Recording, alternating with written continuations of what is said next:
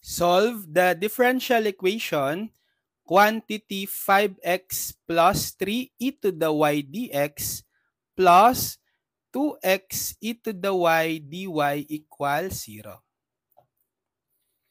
So, I'll try to remove the e to the y term here in the differential equation so that somehow we can transform this into linear. So we can apply substitution. We introduce a new variable.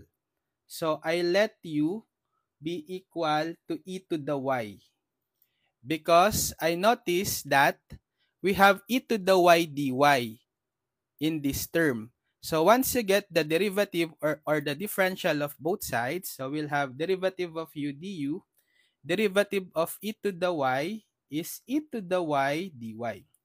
So we can substitute e to the y dy here with just du. So substituting, we'll have 5x plus 3 e to the y u quantity times, so just retain the dx, plus 2x times this e to the y dy is equal to du, equal to 0. Now, we can try to transform this into linear DE. First order linear DE. Let's try if it's linear in U. So we can pattern in the form du over dx plus p of xu is equal to q of x. So how can we transform this DE in this form?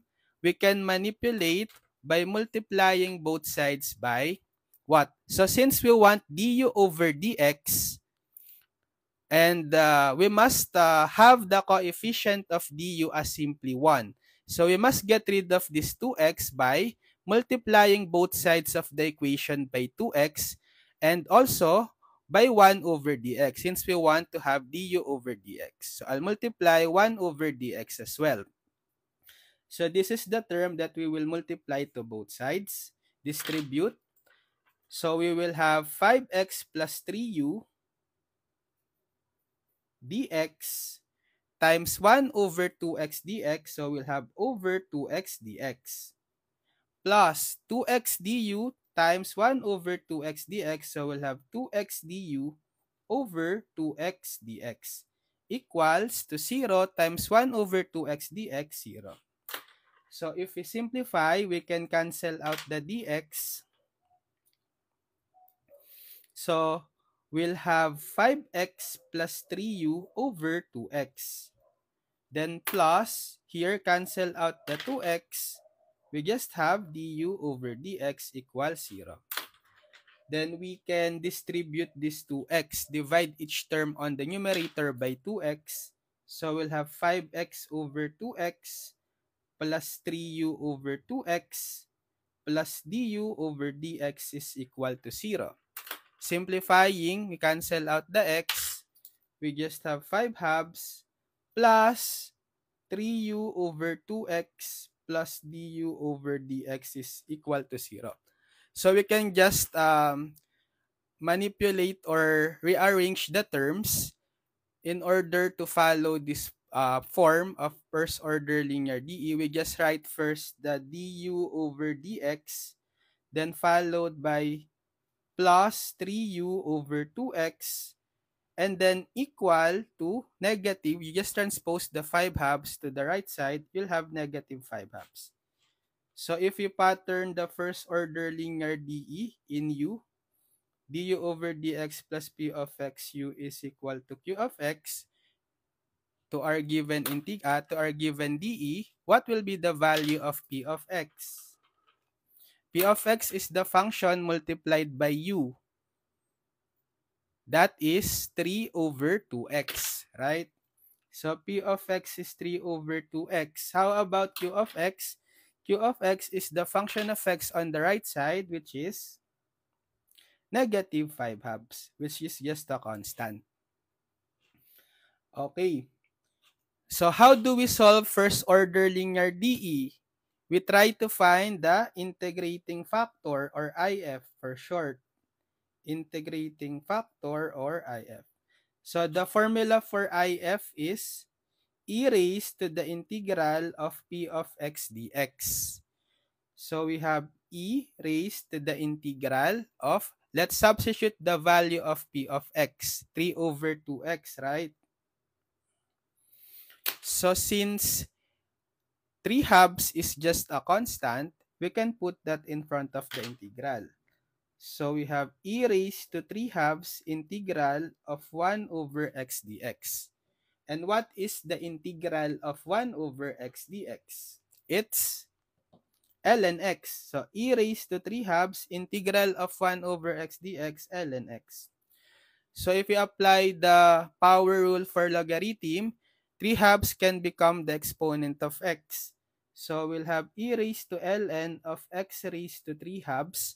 And then by inverse property, e raised to ln of absolute value of x raised to 3 halves is just the absolute value of x raised to 3 halves. Or we can just remove the absolute value. Therefore, the final value or form of the integrating factor is just x raised to 3 halves. Okay? So now that we have the integrating factor, we can write the general solution. So what is the general solution for first order linear DE? Whatever is your dependent variable, in our case, u, the variable in the numerator of the derivative notation, right? U. You multiply it by the integrating factor, then that's equal to the integral of the q of x times the integrating factor dx plus c. So we just need to substitute the value of if here. So u times if, which is x raised to 3 halves, equal to the integral of q of x. So q of x is negative 5 halves times the integrating factor x raised to 3 halves dx plus c.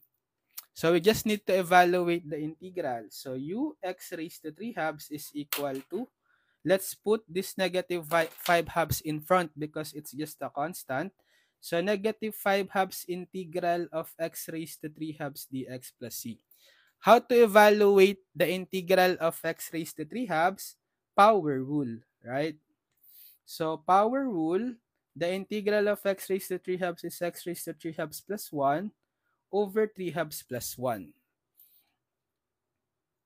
plus c. So we have negative 5 halves, x raised to 3 halves plus 1 is 5 halves over 3 halves plus 1, 5 halves plus c. So we can just cancel this 5 halves. So we are left with negative x raised to 5 halves plus c. And then just copy this ux raised to the 3 halves on the left side. So ux raised to 3 halves equals to negative x raised to 5 halves plus c. But remember, u is not an original variable. There is a substitution for u, which is e to the y. So we must substitute back the u in terms of y, e to the y. So we'll have e raised to y, x raised to 3 halves equal to negative x to the 5 halves plus c. Okay? So if you want to simplify this further, I can transpose this negative x to the 5 halves to the left side. So e to the y, x raised to 3 halves plus x to 5 halves is equal to c. And then I'll factor out the x raised to 3 halves. So x raised to 3 halves times e to the y plus, so x to the 3 halves. If you factor out x to the 3 halves, what will remain from x raised to 5 halves? X, right? Because x raised to 5 halves divided by x raised to 3 halves is x to the first, or x, equals c. So if you want to remove the fractional exponent, because we have 3 halves, right? We can square both sides so that the denominator 2 will cancel. So I'll square both sides. So you'll distribute this squared. So you'll have x to the 3 halves squared times e to the y plus x quantity squared equals c squared. So you can cancel out the 2 because by power to power law of exponent, you just multiply 3 halves times 2, which is 3. So x cubed times e to the y plus x quantity squared is equal to c squared. So we can just absorb the square in the c, right? So you just make it c because the exponent can be absorbed by the constant c. Okay?